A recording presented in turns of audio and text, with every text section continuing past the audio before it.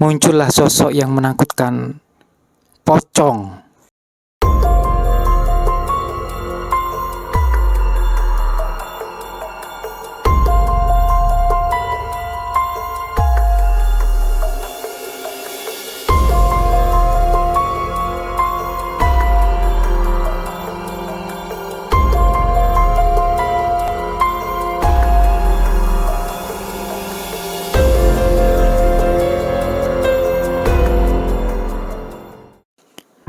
Cerita mistis penampakan pocongan di rumah hantu Darmo, Surabaya.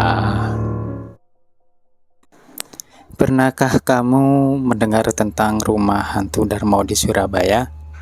Ini adalah kisah serem yang tak akan pernah terlupakan dalam hidupku.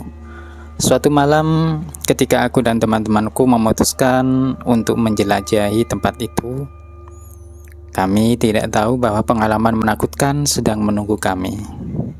Sebelum melanjutkan cerita selengkapnya, kalian jangan lupa klik subscribe, like, komen, dan share agar kalian tidak ketinggalan cerita menyeramkan lainnya.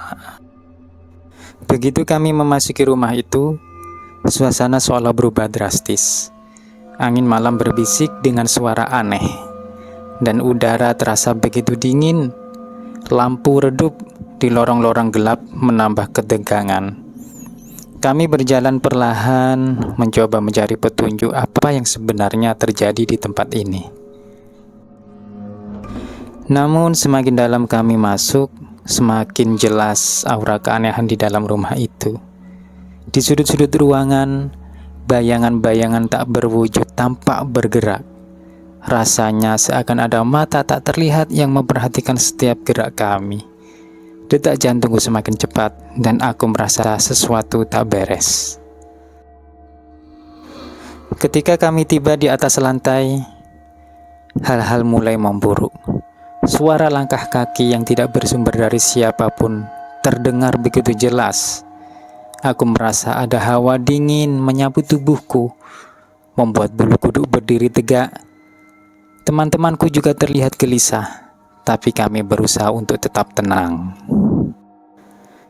Tiba-tiba, dari sudut ruangan, muncullah sosok yang menakutkan, pocong.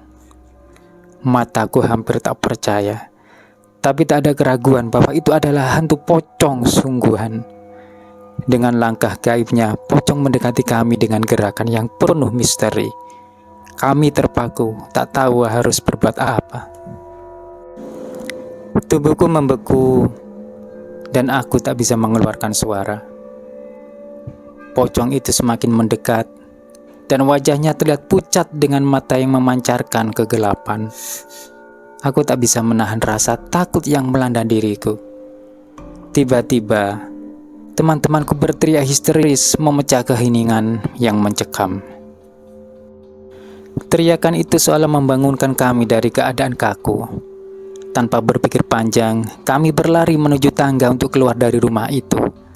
Namun, semakin cepat kami berlari, semakin panjang rasanya jarak menuju pintu keluar. Suasana di sekitar kami semakin mencekam, dan aku bisa merasakan pocong itu masih mengintai kami. Akhirnya, setelah menempuh lorong-lorong gelap yang terasa tak berujung, kami berhasil mencapai pintu keluar. Hembusan udara segar menyambut kami, tapi ketakutan masih terasa di dalam hati. Kami berlari sejauh mungkin dari rumah hantu Darmo, dan hanya berhenti ketika kami merasa jauh dan cukup aman. Pengalaman itu meninggalkan trauma mendalam dalam diriku. Setiap kali aku memejamkan mata, wajah pocong itu muncul dalam benakku. Suara-suara aneh dari malam itu juga menghantui mimpi-mimpiku. Aku tak pernah bisa melupakan detik-detik ketika kami dihadang oleh kehadiran misterius itu. Kami berusaha mencari tahu lebih banyak tentang sejarah rumah hantu Darmo setelah kejadian itu. Ternyata rumah itu memiliki kisah kelam yang tak terlupakan. Banyak orang mengatakan bahwa tempat itu dihuni oleh arwah-arwah penasaran yang tak bisa berpindah ke alam lain.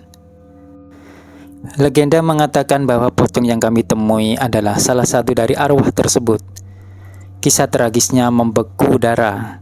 Aku tak bisa membayangkan betapa sulitnya bagi arwah-arwah itu untuk menemukan kedamaian. Sejak kejadian itu, aku lebih berhati-hati dalam memilih tempat untuk dikunjungi. Pengalaman di rumah Hanto Darmo mengajarkan padaku bahwa dunia paranormal bukanlah sesuatu yang boleh dianggap enteng. Keberanian bukan berarti kita tak boleh memperhitungkan resiko yang mungkin terjadi. Meskipun masih sering terbayang oleh pengalaman itu, aku merasa bahwa aku telah mengambil pelajaran berharga. Pengalaman itu membuka mataku akan eksistensi hal-hal yang tak terlihat di sekitar kita. Ada kekuatan dan kehadiran di luar nalar yang kita perlu hormati. Kini setiap kali aku mendengar tentang tempat-tempat angker atau rumah hantu, aku akan selalu mengingat kisahku di rumah hantu Darmo Surabaya. Itu adalah pengalaman yang akan selalu kukenang seumur hidupku. Aku berbagi cerita ini bukan untuk menakut-nakuti, tapi sebagai peringatan bahwa dunia ini penuh misteri yang tak terpecahkan. Kita harus selalu menghormati hal-hal yang kita tidak mengerti dan selalu berhati-hati dalam setiap langkah yang kita ambil. Jadi, teman-temanku semua, kamar peteng, apakah kalian juga pernah mengalami pengalaman seram seperti ini? Saya yakin setiap orang memiliki kisah menakutkan mereka sendiri. Semoga kita semua bisa belajar dari pengalaman-pengalaman itu dan menghormati keberadaan hal-hal di luar akal kita. Hati-hati di malam-malam yang gelap. Jika cerita ini menyeramkan, jangan lupa like ya, agar tidurmu tidak ditemani makhluk astral tak kasat mata.